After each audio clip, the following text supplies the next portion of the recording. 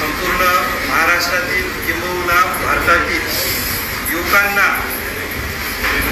राष्ट्र चेतावणीसाठी आरती मंडळाच्या माध्यमातून जनजागृती केली। सामुदायिक प्रार्थना, चातुर्मास, सामुदायिक ध्यान या माध्यमातून, भजन भाषणादी माध्यमातून लोकांना क्रांतीस प्रवृत्त केले आणि चिमूर ऑगस्टची क्रांती घडवून आणली।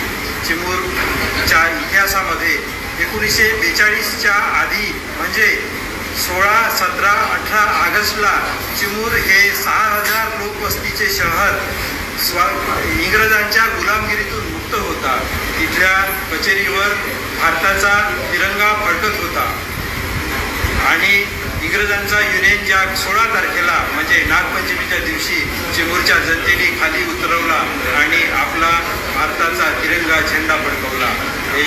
हा इतिहास ज्यांच्या माध्यमातून आणि ज्यांच्या नेतृत्वातून घडला असे ग्रामगीतेचे प्रणेते वंदनीय राष्ट्रसंत तुकडोजी महाराज यांच्या प्रेरणेने चिमूरची जनता पेटून उठली। एवढेच नव्हे तर आष्टी, बेनोळा, यावली या ठिकाणी सुद्धा चिमूरच्या नंतर क्रांती झाली।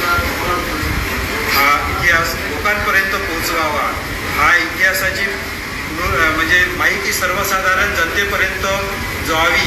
जो इतिहास